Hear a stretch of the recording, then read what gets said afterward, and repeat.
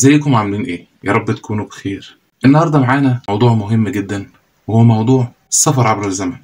انا بصراحة مش عارف اذا كان الموضوع ده حقيقي ولا خيال. يلا بينا نبتدي حكايتنا ونشوف.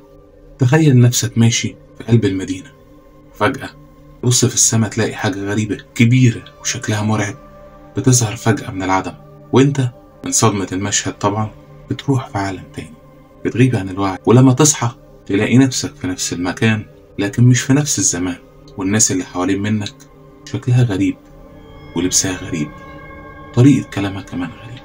تخيل انك ترجع بالزمن عشان تقابل راجل من الماضي وعشان تقول له موضوع السفر لمسافات طويلة كبيرة جدا كان في خلال ساعة واحدة.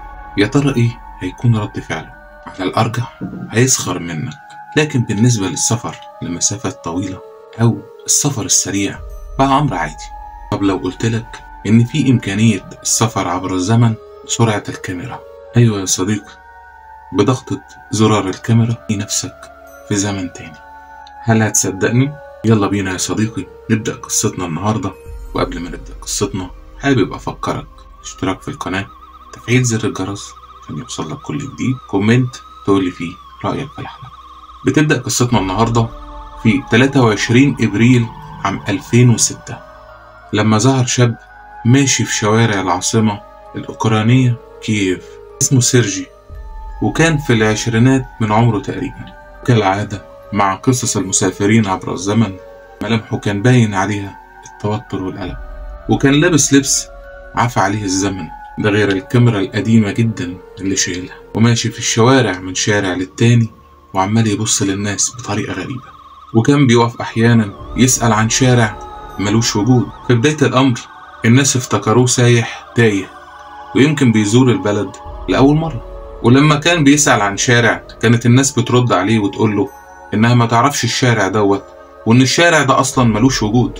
لكن الغريب في الأمر إن سيرجي كان مصر إن الشارع ده موجود، لا وكمان كان بيوصف لهم طرق وأماكن بتوصل للشارع.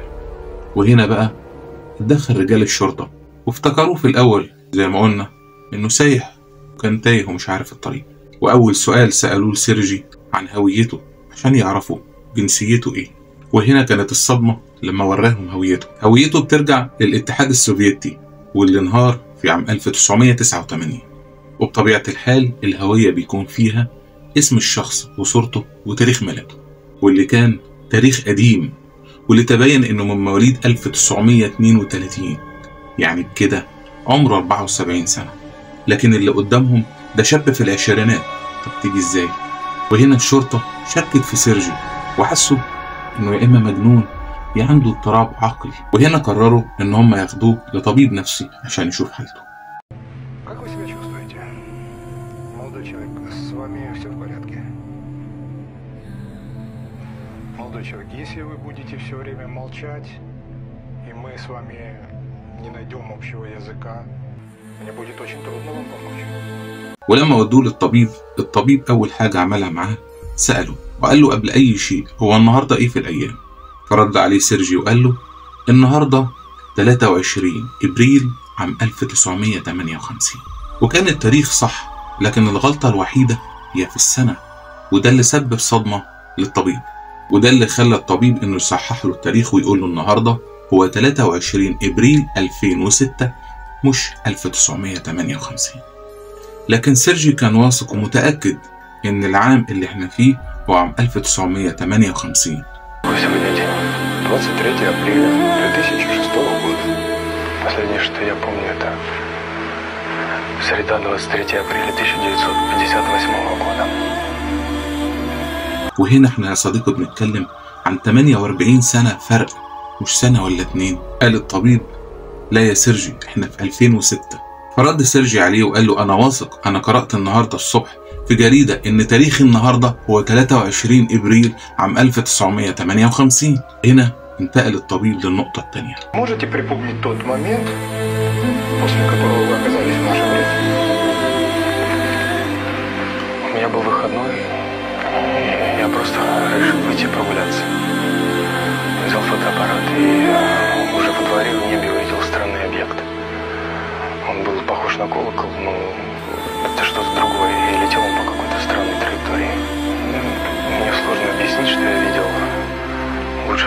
وقال له إيه آخر حاجة فاكرها؟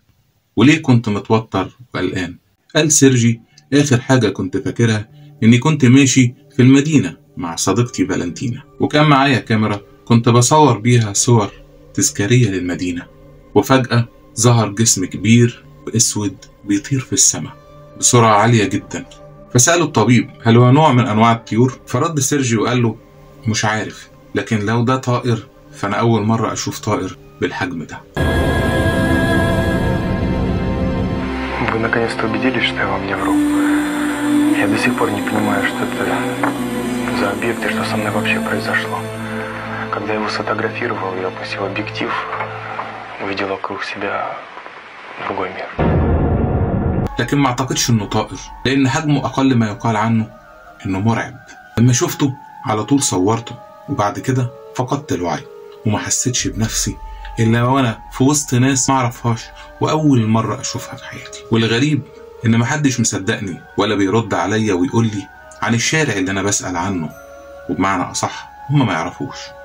واستغربت قوي لما ما لقيتش صديقتي معايا. انا لما فقت ما لقيتهاش ولا لقيت حتى الجسم الغريب اللي كان طاير في السماء.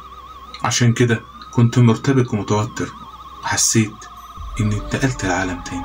بعد المحادثة دي طلب الطبيب من سيرجي انه يديله الكاميرا عشان يشوف بنفسه الصور اللي بيقول عليها ويتأكد من صحة كلامه. Сережа, вот здесь лежат фотографии. Они отпечатаны с пленки из вашего фотоаппарата.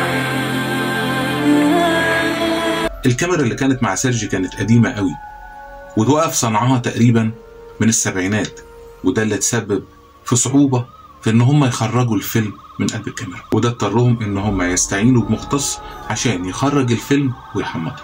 وبعد عدة محاولات قدروا بالفعل ان هم يخرجوا الصور، وبالفعل الصور لقوها بتعود لمدينة كييف في الخمسينات، وصور لسيرجي وهو بنفس اللبس نفس الصورة ونفس الشكل وبنفس السن، وكمان صورة لصديقته وللجسم الغريب اللي قال عليه.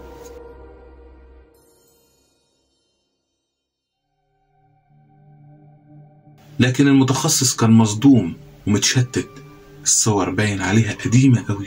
ده غير انه قال ان الصور دي ما تستمرش على حالتها دي اكتر من 20 سنة، يعني الفيلم برضه ما يستمرش على حالته او ما يفضلش كده اكتر من 20 سنة. فلو سيرجي اخد الصور دي من جد جده وهو اللي صورها مش سيرجي، كان زمان الصور دي باظت. فالطبيب سأل سيرجي قال له انت تعرف الصور دي وامتى اتصورت؟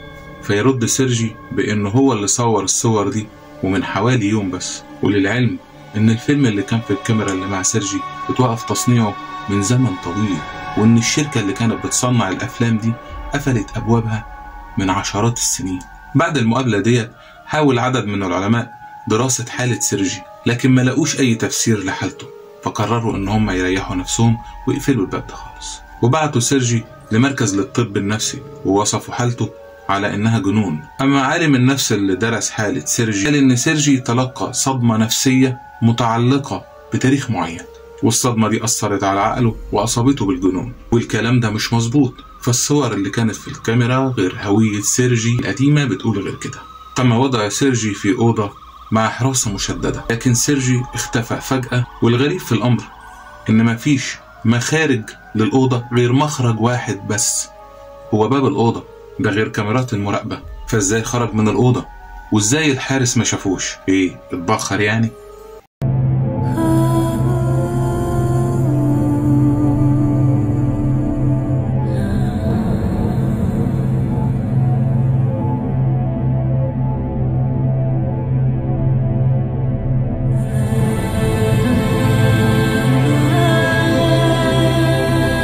الواقعة دي عملت ضجة كبيرة قوي، فهل سيرجي بالفعل جاي من الماضي؟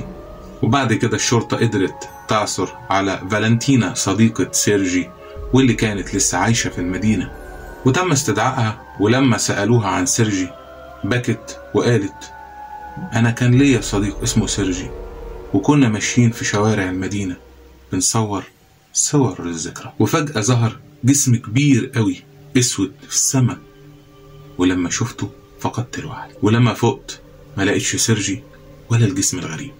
بلغت عن اختفائه والشرطة دورت عليه في كل مكان، ما لقيتلوش أي أثر، وقالت إن لسه عندها صور لسيرجي، ولما طلبوا منها إنها توريهم الصور دي بالفعل لقوها لسيرجي. الشرطة هنا ما عادش عندها مجال للشك، فقررت البحث في سجلات المفقودين، وبالفعل لقوا صورة لشاب اسمه سيرجي بنفس المواصفات اختفى عام 1958، وده اللي حير العالم كله. نظرية من النظريات كانت بتقول إن الشخص اللي ظهر ده كان جن وتشكل على هيئة سيرجي وحب يهزر هزار خفيف شوية. نظرية تانية بتربط ما بين القصة وما بين الجسم الغريب اللي ظهر، وهو اللي ممكن يكون نقل سيرجي لعام 2006. ده غير إن في أشخاص بتقول إن الكاميرا هي اللي نقلت سيرجي، وإن الكاميرا ما هي إلا آلة زمن، لأن سيرجي اختفى بعد ما التقط الصورة على طول. أما بقى بخصوص السفر عبر الزمن، فهناك نظرية اسمها تمدد الزمن، بمعنى أدق إنك لما تسافر في الفضاء بسرعة الضوء بيمر بيك الوقت ببطء عكس الأرض. يعني لو مرت عليك أيام وانت في الحالة دي تمر على الأرض سنين. لكن مفيش حد فسر اللي حصل لسيرجي واللي اختفى للمرة التانية وساب وراه أدلة تثبت صحة القصة وتنفي النظريات المتواترة. وهنا سؤال، هو سيرجي راح للمستقبل ولا رجع تاني للماضي؟ الله أعلم. قولولي انتم تفسيركم ايه، وما تنسوش دعمكم ليا اللي منتظره لايك وشير وتفعيل زر الجرس عشان يوصلكم كل جديد، وتقولولي تفسيركم في كومنت ورأيكم في الحلقة، وأهم حاجة اوعوا تنسوا تشتركوا في القناة. أسيبكم على ألف خير. سلام.